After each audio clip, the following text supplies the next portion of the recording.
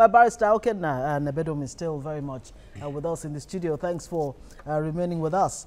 How excited are you? Because some of the papers actually report that workers are excited about this new minimum wage possibility of 30,000 naira. Excitement. It's long overdue. The minimum wage was supposed to have been reviewed some 5 years ago or thereabout. And I also want to say that to whom much is given, much is expected. The Nigerian workers are being placed on the scale right now, on the scale of productivity. Can they measure up with the organized private sector in terms of productivity? And efficiency. The time cycle within which somebody gets into government to get a thing done, or to get a permit, or to get an international passport. Does the cycle, is it closing ranks? Is it convenient? Is it free from infiltrations of patronage of touts? Or are those touts, brutish of some in-house directors or personnel and all those? As a legal practitioner, we interface with government, especially when it comes to things of regulatory compliances. It's something we do on a daily basis, and we know what we face doing anything with government. There are some few things we cannot say on air here, but at the same time too, the much that is expected of the Nigerian worker is, ask yourself, this much has been done for you. The sacrifices of the labor leaders in being consistent in their demands. The fact that they flagged off, or that they always try to go on strike, doesn't mean that they've not been communicating to the presidency. I'm privy to some information that correspondences, outreaches have been made to government over time. After the inauguration of a particular minimum wage committee or the tripartite committee, sometime too, it took almost 5 months for that committee to sit. So you see, the bureaucracy is getting suffocating to get things done. And then what are we doing about those bureaucracy? But on the side of government too, in a country where the inflation rate we know, erodes on the naira before it gets to take you home. What is minimum wage? Is it minimum enough to pay for pupil school fees? Now, especially that from kindergarten to almost college, private schools have taken over. Most of us are products of public schools. I went to Air Force Primary School in Port Harcourt. And sometimes you begin to ask yourself, the standards in those public schools, are they the same in private schools? And if private schools have almost taken over those elementary and basic education, how do you regulate? And then how do you manage the fee disparity? Because it can never be the same. Most of our kids go to private basic schools. Before you now have opportunity to get into public schools, it is either at college level.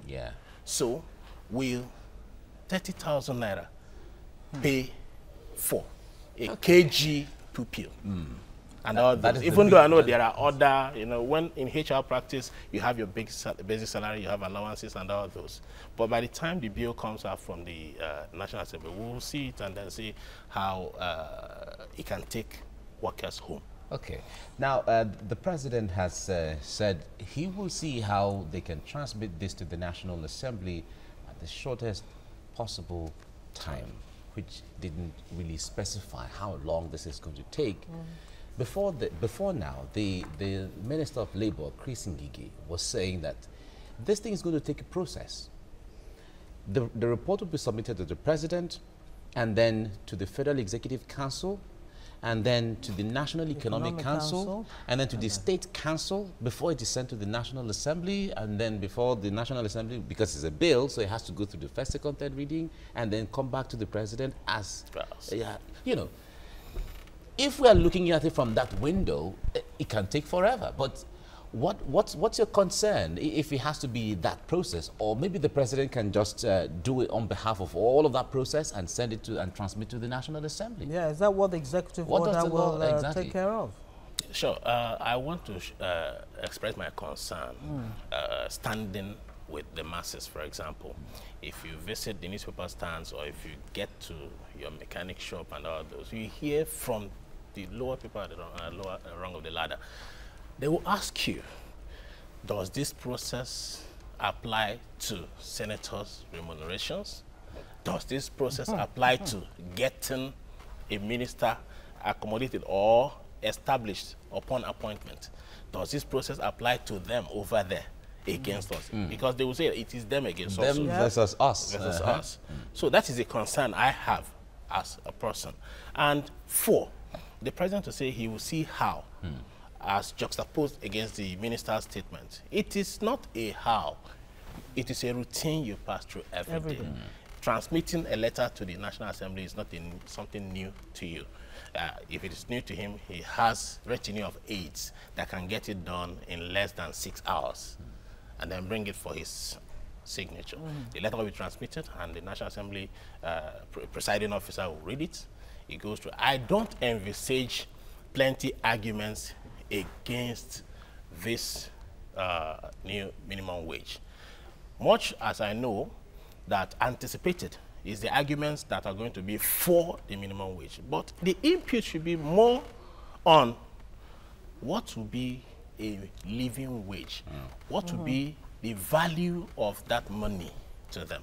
Assuming, for example, we live in a country where some of our social amenities we enjoy are really forthcoming, then you can, it's safe to say that the 30,000 naira can do much.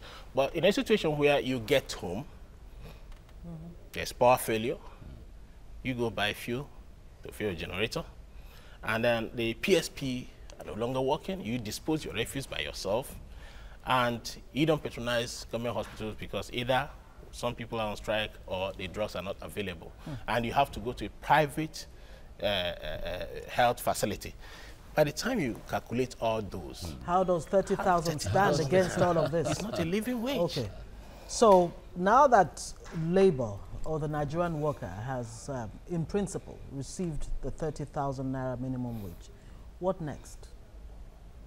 What should the NLC or what will the NLC be fighting for next? Because a lot of people in the course of this have been saying, no, the NLC really should be focused more on ensuring, on getting government to its knees when it comes to the issue of infrastructure and all the things that you have just I was going to say about. That the next for Labour is to get into agitations for good governance.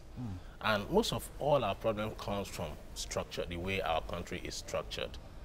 Sometimes, too, you look at the retinue of aides that the presidency or the governor or whosoever, even a local government chairman appoints SAs and SSAs. Those ones are not in the civil service list. They come and go with the executive. Yes. They hold, even in their appointment letter, they will tell you, you hold your office at the behest of exactly the chief executive.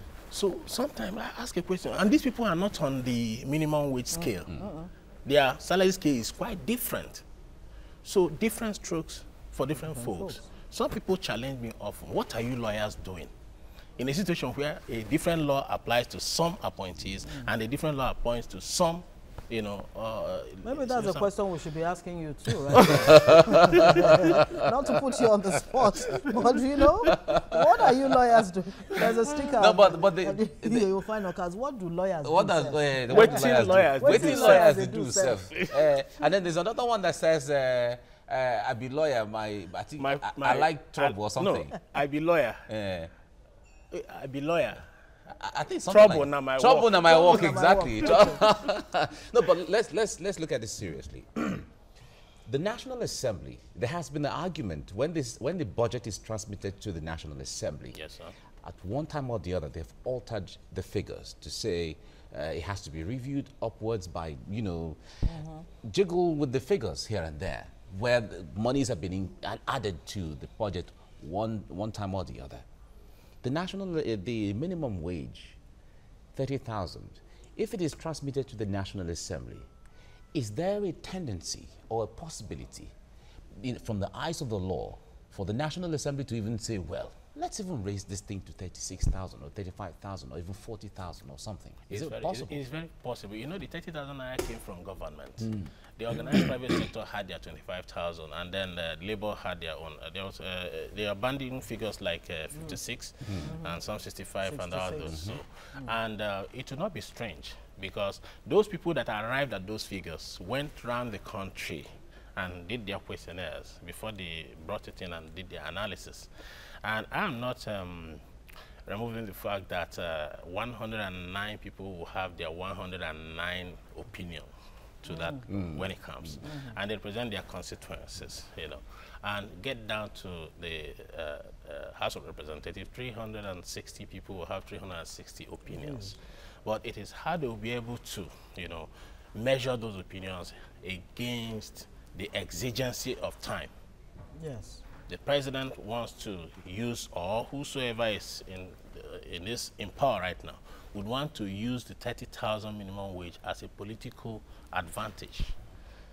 So I would be expecting that some other political interests will also want to fly the flag you're talking about, so that it is heated, or so that they will be giving out the impression to the public that their own party has a better package. Now that you went there, let's even talk about the politics of the minimum wage.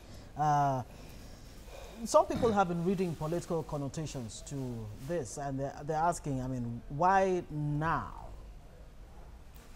I also said it in particular for outside this TV station, that if, and assuming that the 30,000 naira scales true, and they pay for December, and pay for January, and probably pay for February, election is over now. Whoever has participated in election in February and the first week of March knows that I now have, I now have the mandate. And then it will be cleaning their houses for those who are going, or for those who are entering into their second term and all those. Are we not going to have a situation where it will be short-term paid, and excuses will come upon again that we are not part of this negotiation, and it's a negotiation by these other ones? And I see, oftentimes, the receiving end are the populace there. And Nigeria have been so, do I call it bastardized with bad leadership, that our skin is so thick right now. I read on a lighter mood, I read a tweet by someone who got to Europe, and he was asked to reel out your CV or resume. He said, I sold things at the bus stop in Maryland. I can sell anything. Even eyes to the Eskimos. Yes. That's interesting. Makes it look like living in Nigeria, you can live anywhere. You can live anywhere. But do you get a sense that this government was actually put under real pressure to agree to this 30,000? I mean, because just before, less than 24 hours before the strike was, suspended. They were at daggers drawn. Yeah, and you had all kinds of groups, the NURTW, the transporters, aviation, all of them. They gave out their letters ready of to compliance. get in on this strike. It was going to be the It was going to be a total shot, the mother of all, all strikes. Right. If that is the case, that this government was put under pressure to agree to this, how realistic is it that at the end of the day that workers will actually get this 30,000? Because it's been emphasized over and over again, even by the president himself, that look, states, yes, were unable to pay even the 18,000. So how do we expect them to pay 30,000 comfortably? That is why I said the exigency of time made them take that decision, and it could eventually reflect in what I just I just hazarded a guess that it could be possible this. But at the same time too, it is statesmanly to understand the pulse of your people. It is not because it has come under the regime of PMB, but these agitations are with us always. It's just that Labour took advantage of the fact that the election is by the corner. It is either let's key into the flow. Like I said, I'm privy to some communications and relationship between Labour and government. How the engagement pattern has been consistent. It's just that government had to listen to them now with no option. The same way within 24 hours they had to agree to that 30,000. But going forward, the capacity to pay is always there, but it's for government to realign their priorities to who should get the money. I have never heard it that the 109 senators went on strike. Or the 360 House members went on strike. Not even a minister has resigned in Nigeria, except when the fire is so hot. So they have their emoluments, they have their allowances flowing unhindered. But how come this peanut cannot be given to the person that cleans your table in office? Some argue that if that happens, there's going to be inflation. It's going to increase the inflation rate. Even and all unemployment. of that. Some experts raise that, you know, those concerns. That is. unemployment could be staring us in the face with this now. Yeah. That could be downsizing. Yeah. That could be this and that. Exactly. Whatever case it is, the minimum wage of 18,000 is long overdue. It can't take anybody home. Now, this takes us to the time, because at the time the laws were, or the agreements were signed, it was supposed to be reviewed in every 5 years. 5 years. It was due in increments, 2015, and 25. it was supposed to be due next in 2020. So here we are agreeing to a new minimum wage now in 2018. If it passes in 2018, the next review, would it be 2020 that it was due, or will be setting a new precedence of saying, okay, let's take it to 2023? That goes to the credit of labor leaders who themselves say that government has never obeyed or has never, you know, stopped Met its own side of the bargain.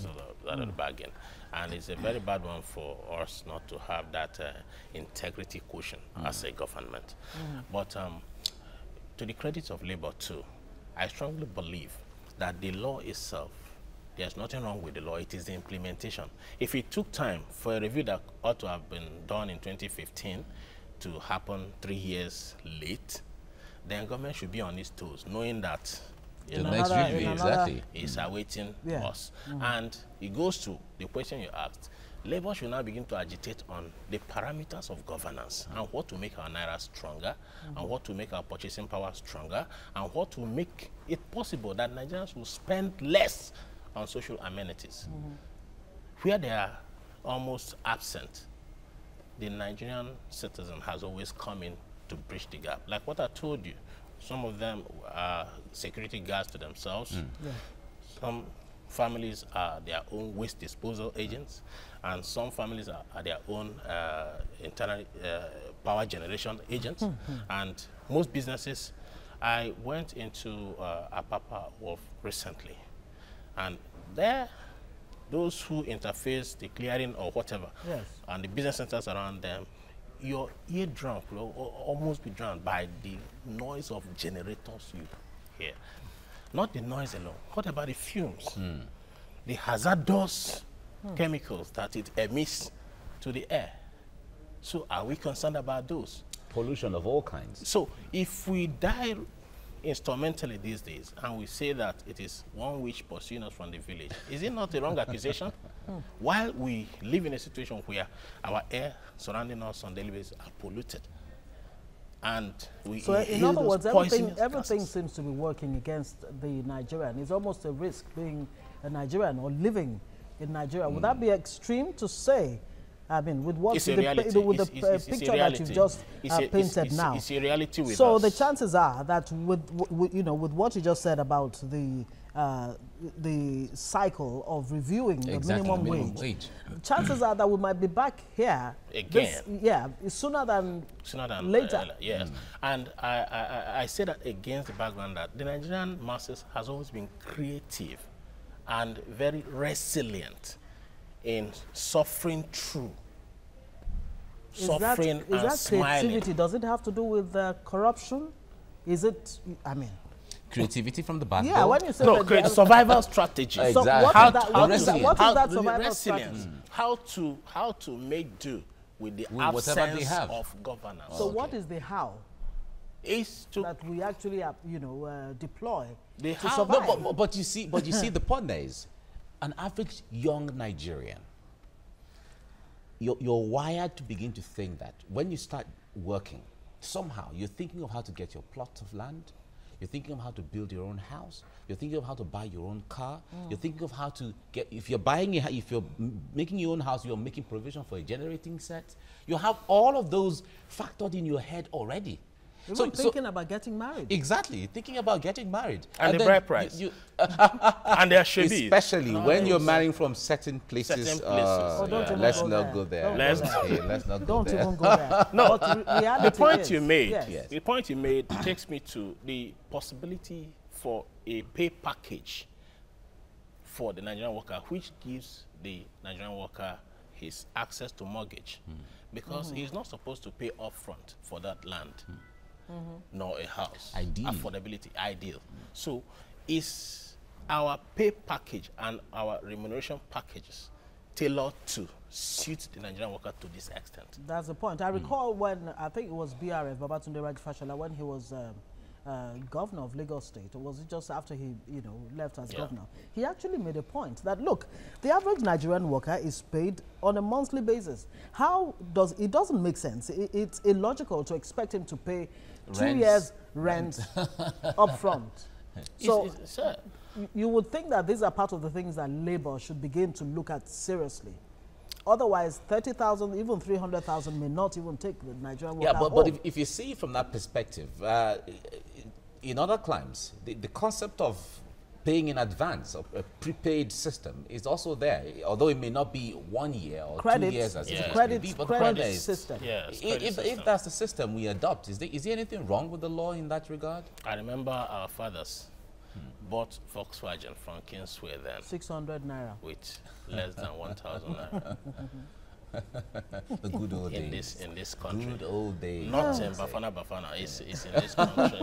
This same Nigeria. Yeah. That takes me to, it reminds me the creativity of the Nigerian worker himself. I'm going to paint an ugly story right now. Yes. When you see or walk into any government establishment, can I use this? Any government establishment. Maybe lands registry. Okay. It cuts across every state of the federation. Every state has its lands registry. Yes. And as a regulatory compliance officer for clients, we interface the perfection of mortgages, perfection of land instruments. Can anybody call in right now and tell us that you ever perfected a land document belonging to you or a land title at the official rates? There's nothing you get out of the Nigerian ministry, department, and agencies at the official rate and at the official timing. So it goes to the creativity you're talking about? They will create business around it to survive. And that is why sometimes some bosses, Director General, Executive Chairman of parastatals, ministries, and departments or agencies, can't query their workers when you see them live above their means. Okay, we'll have to leave it there. We have to leave it here now. Okay, Nabedum lawyer, thank you so much. It's really interesting having you on this morning. Thank you, too. Thank you very much. Thank you. I be lawyer, trouble na my work. That's what. No, mediation and peace building is my work. Okay, that's fine. That sticker doesn't represent us very well. Okay.